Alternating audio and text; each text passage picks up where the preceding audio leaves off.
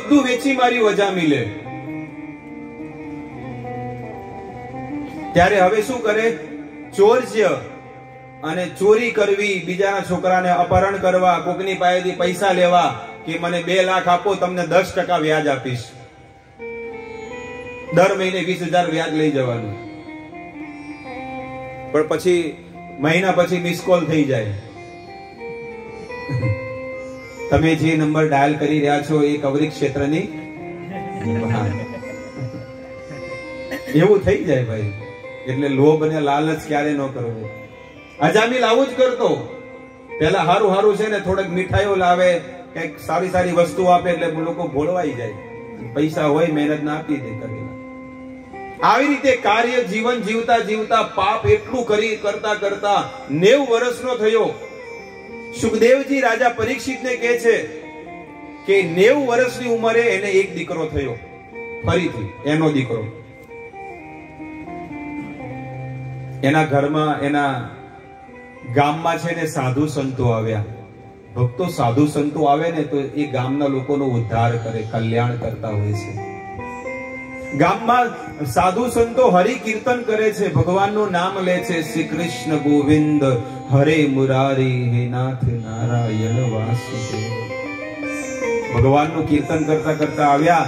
ગામમાં છોકરાઓ રમતા હોય ને ફળિયામાં, છોકરાઓએ કીધું કે આ ગામમાં કોઈ શુદ્ધ બ્રાહ્મણ રહે છે? કે હા, અમારા ગામમાં એક શુદ્ધ બ્રાહ્મણ છે. કે શું? કે અજામિલ. કયો શુદ્ધ છે? અજામિલ.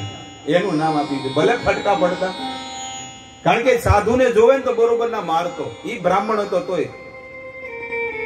પણ સૌભાગ્યની વાત છે કે એ દિવસે અજામિલ હતો નહીં. એની પત્ની ઓલી સ્ત્રીએ દરવાજો ખોલ્યો. આ અજામિલ નું ઘર છે? કે હા. તો કે અમે તમારા ઘરે કઈક આશરો લેવા આવ્યા છીએ, અમારે ભોજન કરવું છે. ત્યારે ઓલી સ્ત્રીએ પહેલી વાર જીવનમાં સાધુઓના દર્શન કર્યા અને એનું હૃદય છે ને પવિત્ર બની ગયું.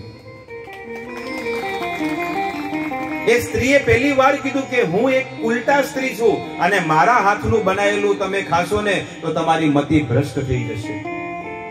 એટલે કામ કરો, તમે આ લક્ષ્મી લો, પૈસા લો અને દુકાનમાંથી તમે લઈ અને મંદિરમાં રાંધીને ખાઓ. હવે અમે તમારા ઘરનું અન્ન ખાશું ને એટલે અમે કર્મનું બંધન લાગે, તો બદલામાં અમારે તમને કઈક દેવું છે. શું આ તમારો દીકરાનો દીકરો છે, એમ પૌત્ર છે? એ કે ના ના, આ તો મારો દીકરો છે. ઓલા વિચારવા પડ્યા કે 90 વર્ષે છોકરો, 90 વર્ષે તો વનમાં જવાનું હોય, મરવાના દિવસે છોકરા પેદા કરે. આપણા ગામમાં પણ એવું હોય કે 90 વર્ષની ડોશી હોય ને છોકરો થાય તો કેવું લાગે? એક ઉદાહરણ છે. ચલો 25-30 વર્ષનું હોય તો વાત અલગ છે. અહીંયા એ સ્ત્રી કમરમાં છોકરાને તેડીને ઊભી છે. એ કે આનું નામકરણ કર્યું? કે ના. તો કે આજથી આનું નામ રાખો નારાયણ. આજથી આનું નામ શું? નારાયણ રાખજો. સાધુ સંતો જતા રહ્યા. અજામિલ આવ્યો અને અજામિલ જોવે.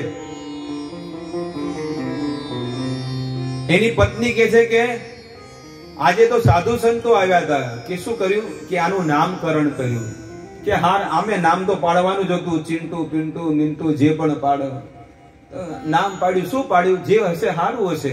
કારણ કે ઈ જ એની ઈ જે કે ને એ બધું, એ દિવસ કેતો દિવસ ને રાત કેતો રાત, એમાં આસક્ત હતો એ તો.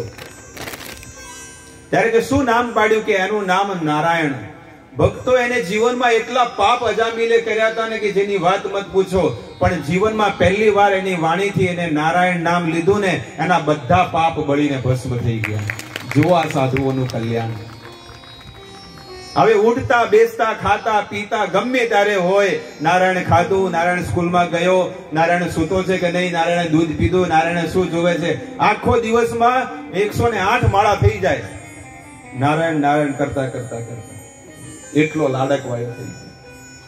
એટલે નામ રાખવા હોય ને દીકરાઓના તો એવા રાખવા જોઈએ, એવા નામ. હવે તો એમાં 12 દેશની બધી ફેન્સી નામ એવા કે ઘરડાઓને નામ લેતાય ન આવડે એવા નામ બોલો રાખે છોકરાઓના.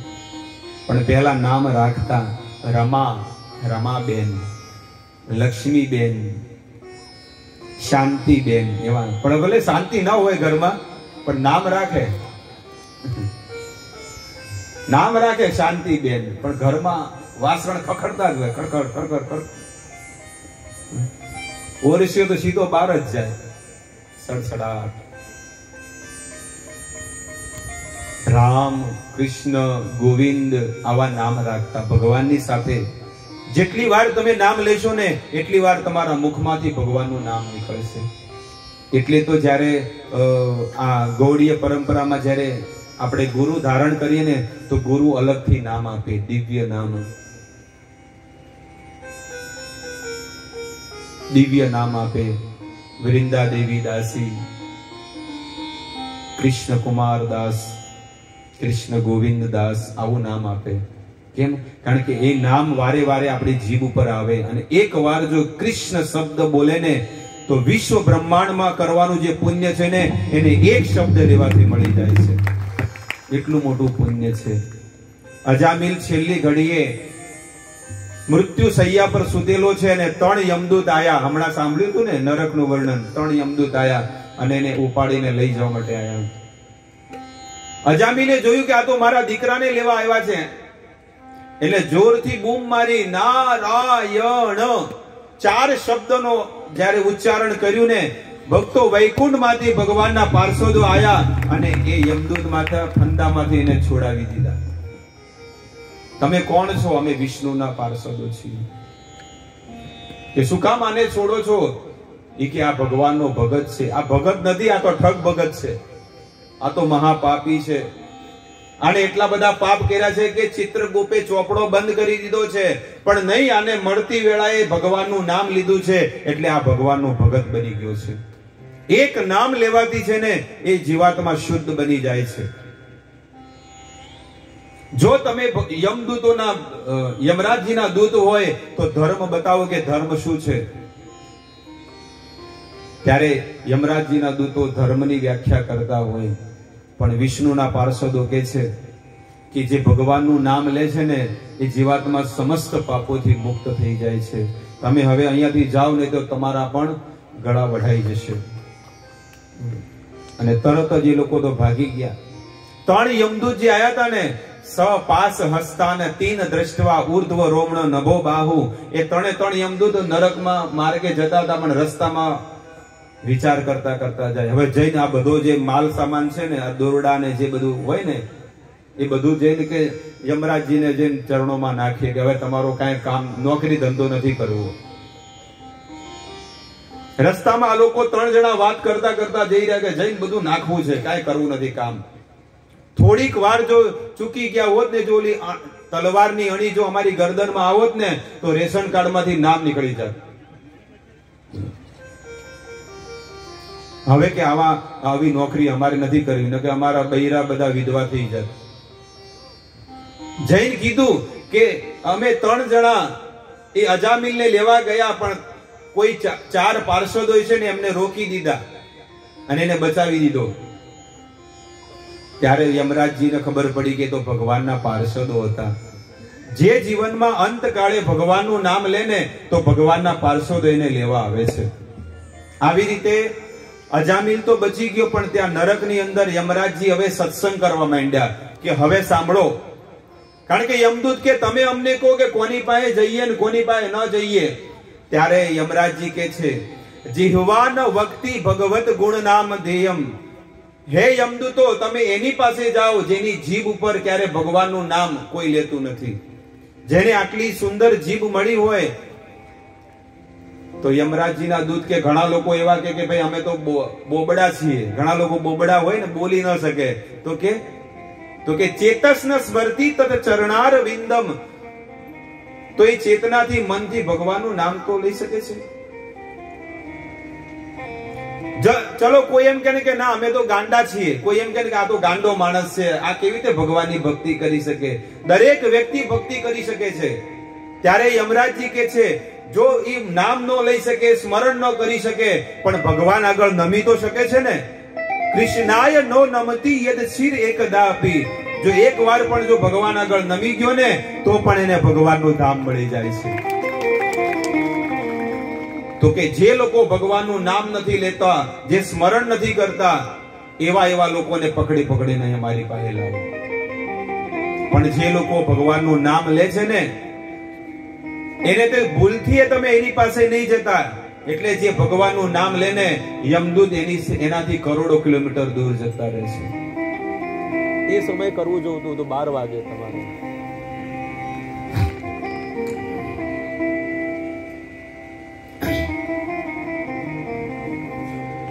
આવી રીતે યમરાજજી આપણે જોડી ફેરવવાની છે, પણ આ કથા પતી જાય પછી આપણે જોડી ફેરવશું બધા, બરોબર? યમરાજજી યમદૂતોને આ બધું સત્સંગ કરે છે અને ત્યાં આગળ અજામિલને ઉંમર વધી ગઈ અને એને ફરીથી 15 વર્ષનો ફરીથી ચાન્સ આપ્યો, મોકો આપ્યો. ત્યારે અજામિલ બહુ પછતાવો કરે છે કે મારા જીવનમાં 90 વર્ષ મને મળ્યા હતા, પણ 90 વર્ષ સુધી મેં કાંઈ ન કર્યું. ધરતી પર બોજ રહ્યો, પાપ કર્યા, પણ હવે મને જ્ઞાન થઈ ગયું.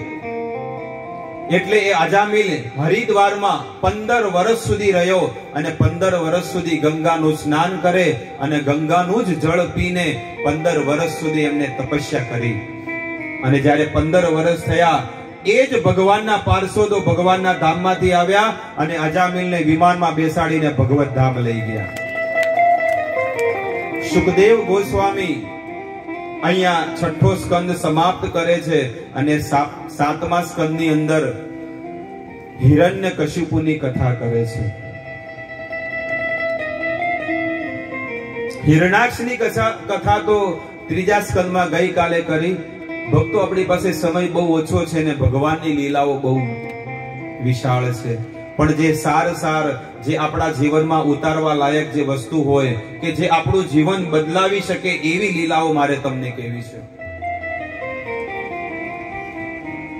હિરણાક્ષ અને હિરણ્યકશિપુ આ બંને ભાઈ હતા અને હિરણ્યકશિપુને ખબર હતી કે હિરણાક્ષને વિષ્ણુએ માર્યા છે. એટલે આ હિરણ્યકશિપુ જંગલમાં જઈને તપસ્યા કરવા જાય છે કે જંગલમાં જઈને તપસ્યા કરું અને બ્રહ્માજીને શિવજીને પ્રગટ કરું. જે પણ પ્રગટ થાય એની પાસે વરદાન માંગી લઉં અમર બનવાનું. પહેલા તો ઈ કરું. એની પત્ની સચી હતી હિરણ્યકશિપુની, અને એમની પત્ની સચીને કહે છે કે હું તપસ્યા કરવા માટે મંદરાચલની ઘાટીઓમાં જાઉં છું. મંદરાચલ પર્વત જ્યાં સ્વર્ગલોકથી પણ ઉપરના લોકમાં આવેલો છે. ત્યાં જઈને એ તપસ્યા કરે છે, પણ ત્યાં આગળ પોપટ હતા. એ પોપટ છે ને ભગવાનનું નામ લે છે. પહેલા એ મધુવનમાં જાય છે અને પછી મંદરાચલમાં જાય છે. પહેલા મધુવનમાં જાય, વૃંદાવનમાં, અને મધુવનમાં જઈને 2 હાથ ઉપર રાખે, 2 હાથ ઉપર, અને એની જે દ્રષ્ટિ પણ ઉપર બ્રહ્મલોક ઉપર હતી, અને માત્ર પગના 2 અંગૂઠા ઉપર જ ઉભેલો હતો હિરણ્યકશિપુ.